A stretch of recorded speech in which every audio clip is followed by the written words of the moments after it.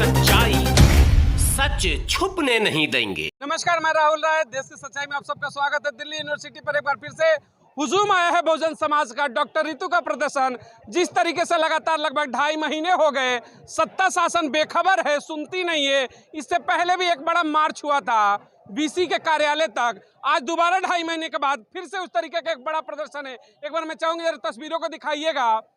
यहाँ पर हजारों की संख्या में बहुजन समाज के और डॉक्टर रितु के समर्थन में न्याय की उम्मीद के लिए संघर्ष सड़कों पर जारी है।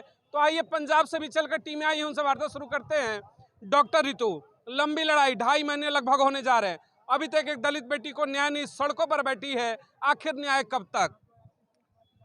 देखिए, इंसाफ तो सरकार ने देना है, लेकिन वो सरकार ऐसी है कि न्याय देना नहीं चाहती, वो जुल्म करना चाहती है। लेकिन डॉक्टर रितु का जो मोर्चा है, ये अपने लिए मोर्चा नहीं, आने वाली जो बहुजन समाज की जो पीढ़ी है उसके इंसाफ का मोर्चा है।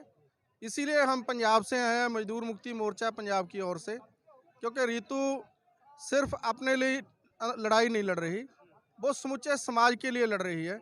आने वाले दिनों में पंजाब से हजारों की गिनती में जत्था आएगा और डॉक्टर रितु को और समूचे बहुजन समाज को इंसाफ लेकर रहेंगे। पंजाब का पूरा दलित समाज भी अब सड़कों पर उतरने की पूरी तैयारी में है। अगर आज के कार्यक्रम के बाद भी न्याय नहीं मिलता है तो पूरा हुजूम पंजाब का उतरकर सड़कों पर आएगा दिल्ली से। जरूर, हम मजदूर मुक्ति मोर्चा की ओर से पूरे पंजाब में जो दलित संगठन है उन सभी दलित संगठनों को इकट्ठा करेंगे और पंजाब से दिल्ली लाने के लिए सरगर्मी करेंगे और डॉक्टर रितु को इंसाफ दबा कर रहेंगे। करके एक बार पहले भी आप लोगों ने लड़ाई की थी, सड़कों पर प्रदर्शन हुआ था, लेकिन सत्ता शासन अभी तक नहीं आई। फिर से सड़क पर उतर रहे हैं, तो क्या न्याय लेने के लिए बार बार संवैधानिक देशों में, लोकतंत्र में सड़कों पर उतरना पड़ेगा? क्या यही संविधान रह गया क्या आप देश में? नहीं, संविधान के हम खिलाफ नहीं है, लेकिन नहीं, हम संविधान, ये लोग खिलाफत कर रहे हैं। ये मनवादी व्यवस्था के लोगों को न्याय दे देना चाहिए। अगर ये नहीं दे रहे तभी ये बहुजन समाज के लोग सड़कों पर उतर रहे हैं न्याय लेने के लिए। बार बार सड़कों पर उतर रहे, कुछ हो नहीं रहा। क्या होगा फिर आगे? लंबी लड़ाई चलेगी क्या? बिल्कुल चलेगी। अगर ये नहीं सुनेंगे, न्याय नहीं देंगे तो लंबी लड़ाई चलेगी, संवैधानिक लड़ाई चलेगी और हम न्याय लेकर के ही रहेंगे। ये बहुजन समाज के लोग डॉक्टर रितु सिंह जी को न्याय दिला करके ही न्याय लेकर रहेंगे। बिल्कुल न्याय लेकर रहेंगे। लेकिन सर, जैसा आपने कहा कि लंबी लड़ाई होती है ना, प्रशासन जाग नहीं रहा है, बिल्कुल नहीं जाग रहा है। उसका रीजन है, तभी तो इतने सारे लोग सड़कों पर हैं। प्रशासन को कैसे जगाएं, कैसे उसके कानों में घंटी ताली और थाली बजाकर? हम तो चाहते हैं कि उसको एक लेडी जो हमारी बेटी है, हमारी बहन बेटी है, उसको न्याय मिलना चाहिए। न्याय के लिए हम, तभी तो हम आपके साथ हैं। पर आप दूसरी तीसरी टीवी हमारे साथ कोई नहीं है ना सर। हमारी आप लोगों से रिक्वेस्ट है कि आप इस चीज को उनके सामने पहुंचाएं कि आम आदमी जागृत हो चुका है और आपको न्याय देना ही पड़ेगा। अगर न्यायिक प्रक्रिया में और लेट होता है 2.5 महीने के बाद, अगर 6 महीने होते हैं तो 6 महीने बाद जो लोकसभा का चुनाव असर होगा क्या? होगा, 110% होगा, 110%। मोदी जी नींद से जाग जाए। अब उनको सोच लेना है कि बहुजन समाज को दबाया जाए या बहुजन समाज को आगे बढ़ाया जाए, उसे न्याय दिलाया जाए। संविधान खत्म कर रहे हैं हमारा बार बार, और उसी के अधिकार पर हम बार बार की घंटी है 24 में। बिल्कुल खतरे की घंटी है। और अगर मोदी जी नहीं संभले और न्याय नहीं दिलाए तो ये बहुजन समाज के लोग इनको जो है उखाड़ फेंकेंगे। पूरी तैयारी। यस बिल्कुल, इसको अंदर करने की तैयारी है। इसको अंदर करे बिना, किए बिना आंदोलन खत्म नहीं होगा। जब तक अंदर नहीं होगी, जब तक हमारी लड़ाई चलती रहेगी। जरा 1 मिनट। आज फिर से जिस तरीके से आप लोग सड़कों पर उतर करके न्याय की लड़ाई लड़ रहे हैं, इसके पहले भी एक बड़ा प्रदर्शन हुआ तो सड़कों पर आप लोगों ने वीसी के कार्यालय तक का मार्च किया था, लेकिन कोई सुनवाई नहीं हुई। 2.5 महीने का लंबा पीरियड होता है। एक दलित समाज की बेटी सड़कों पर अभी तक न्याय नहीं मिला। क्या लगता है अब की जो लड़ाई है शायद कुछ बेहतर होगा, मिलेगा न्याय? सर, लड़के तो हम जीतेंगे। हारे तो हम लोग कभी नहीं, चाहे 13 पॉइंट रोस्टर का मामला हो, चाहे जो भी शेड्यूल ट्राइब का जो मतलब एक्ट का मामला हो, हारेंगे तो हम लोग है नहीं। लेकिन इन लोगों का है कि ये लोग मुद्दे छेड़ते हैं, परेशान करते हैं, और इनका ये इतिहास है। और सर, अभी देखिए, आपको सिविल सर्विस के पिछले 5 सालों का जो राज्यसभा में प्रश्न पूछा था एक माननीय सांसद जी ने, उसमें निकल के आया कि ये जितना हमारा जो शेड्यूल कास्ट का 15% है और शेड्यूल ट्राइब का 7.5% है और बैकवर्ड का 27%, ये उसका आधा ही रिजर्वेशन दे रहे हैं। मतलब ये इनकी नियत ही खराब है, ये समझ लीजिए, ये घोर अत्याचार। रिजर्वेशन की बात करें, यहाँ तो न्याय के लिए सड़कों पर आना पड़ रहा है, तो रिजर्वेशन तो उड़ती चिड़िया हो गई। उसी का हिस्सा है सर, ये सब चीज ये मतलब आप समझ लीजिए कि सब उसी का हिस्सा है। मतलब इनकी नियत ही में अन्याय छुपा हुआ है। लग रहा है कि सरकारें कुछ सुनेंगी सड़कों से उतरने पर। सर सड़कें मतलब आप समझ लीजिए कब नहीं सुना है इन लोगों ने। भाई आप जिस तरह से मनुवाद था, इसके बाद जो कॉन्स्टिट्यूशन आया, हम लोगों को अधिकार मिले, जब हम लोगों ने लड़ाई लड़ी है सर, अधिकार मिले हैं और अधिकार मिलेंगे। और रितु मैडम की लड़ाई तो बहुत छोटी लड़ाई है सर, हम लोगों ने बड़ी बड़ा लड़ाइयाँ जीती हैं और ये लड़ाई तो हर हाल में जीतेंगे हम लोग। डॉक्टर रितु की लड़ाई कह रहे हैं कि लड़ाई तो ये छोटी है, हमने बहुत बड़ी बड़ी लड़ाइयाँ भी जीती है। देखिए इन तस्वीरों में एक बार दिखाऊंगा, न्याय मार्च, नौकरी न्याय चाहिए, इस स्लोगन को लेकर के डॉक्टर रितु भी बार बार अपने प्रोटेस्ट में बात करती रहती है कि न्याय की लड़ाई है, नौकरी की लड़ाई नहीं है।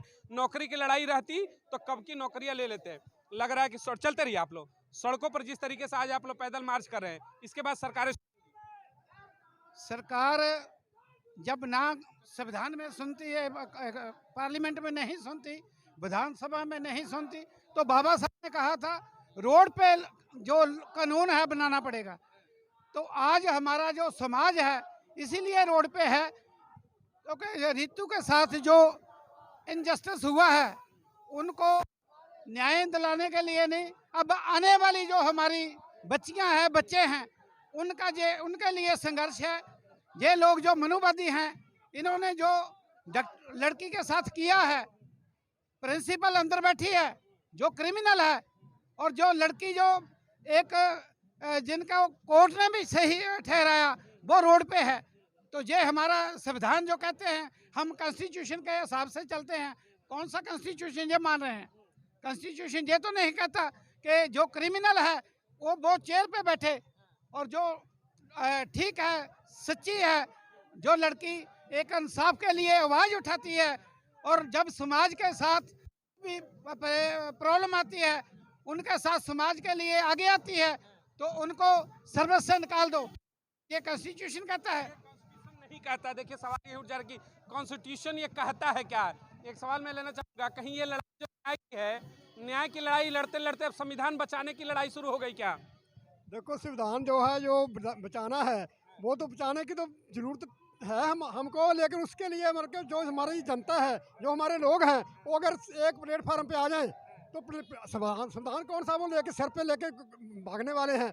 क्योंकि जो हमारे एमएलए बैठे हैं, एमपी बैठे हैं इधर को मतलब इसमें, तो वो जब बोलते नहीं है, एक्चुअली हम लोगों ने उनको चुन के भेजा है।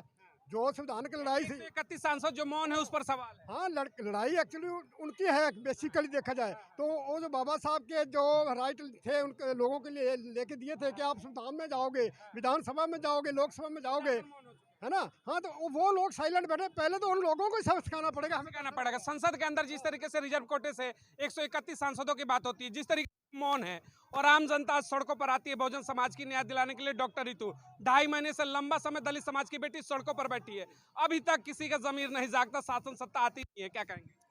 देखो जितने भी 131 सांसद जो हैं एसटी, ओबीसी, माइनॉरिटी के, वो सांसदों का जमीर मर गया है। वो ये नहीं चाहते कि उनके सामने बैठ रहे कानून उनके खिलाफ पास हो रहे हैं, कुछ आवाज़ नहीं उठाते।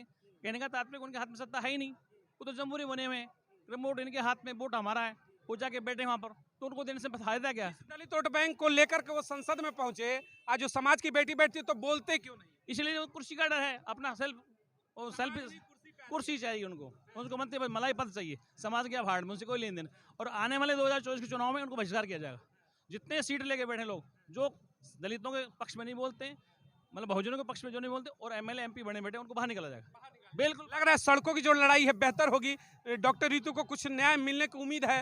उम्मीद है संघर्ष जारी रहेगा, जब तक न्याय नहीं हो जब तक संघर्ष जारी रहेगा, ये हमारा लड़ाई चालू रहेगी। क्योंकि ये सरकार मानने वाली गूंगी भरी सरकार है। इस सरकार को वोट से और कलम से और सड़क से ही हराया जा सकता है, और कोई रास्ता नहीं। ये लड़ाई 24 में भी असर दिखाएगी। बिल्कुल कतई सरकार जाने वाली, या तो बहुजनों को न्याय दो या कुर्सी खाली करो, बहुजनों को न्याय दे तो कुर्सी खाली, या तो बहुजनों को न्याय दो या कुर्सी खाली करो, और जो बहुजनों के नेता पार्लियामेंट में गए वो भी कुर्सी खाली करे। बिल्कुल 131 सांसदों को भी लग रहा है कि दोबारा जिस तरीके से समाज ने वोट किया, उनको बिल्कुल नहीं, जो समाज का प्रतिनिधित्व नहीं करते, जो समाज की बात नहीं कहते पार्लियामेंट में, जो बोल नहीं रहे, उनको चुनने से फायदा क्या है? क्या करेंगे वो जाकर के? वो तो भी जागरूक होना पड़ेगा। बिल्कुल जागरूक बढ़ाओ, उनको जो है जो बहिष्कार कर देंगे, वोट नहीं मिलेगा। चलिए देखिए जिस तरीके से डॉक्टर रितु को मैं दिखाऊंगा, पीछे तस्वीरों में आप दिखाइएगा, यहाँ पर जिस तरीके से हजारों का हुजूम आज फिर से बहुजन समाज का उतरा हुआ है सड़कों पर। 24 चुनाव से पहले जिस तरीके से डॉक्टर रितु की जो लड़ाई है दिन पर दिन बड़े आयाम में होती जा रही है, पहले भी इस तरीके से सड़कों पर प्रदर्शन हुआ। क्या वाकई में जो बहुजन समाज की हम बात करते कहते हैं 85%, 85-15 के नारे को जिस तरीके से बार बार पंपिंग किया जाता है, क्या वो 85% ने हक और हुकूमत की भी लड़ाई सड़कों पर जब लड़ना शुरू कर दिया तो 24 में इसका व्यापक असर होगा? शायद लगता तो यही है। और एक सवाल बहुजन समाज के तमाम उन अनुयायियों का है और जो समर्थक है उस समाज के लोग हैं, कहते हैं कि 131 सांसद जो चुनकर गए हैं रिजर्व कोटे से, वो संसद में मौन है। उनके लिए संसद की कुर्सी ही प्यारी है। अपने समाज की बेटी 2.5 महीने से लगभग सड़कों पर बैठी है, लेकिन वो बेहतर नहीं है, उसकी सुनवाई नहीं करेंगे। तो कहते हैं चुनकर तो गए समाज की वजह से, लेकिन जाकर की गुलामी करने लगे। तो चुनाव में बड़ा दिलचस्प होगा बहुजन समाज किस क्षेत्र में जा रहा है, किधर उसका पाला, क्योंकि जहां बहुजन जाता है सत्ताएं वहीं आती है। बहुत बहुत धन्यवाद। जय हिंद, जय भारत।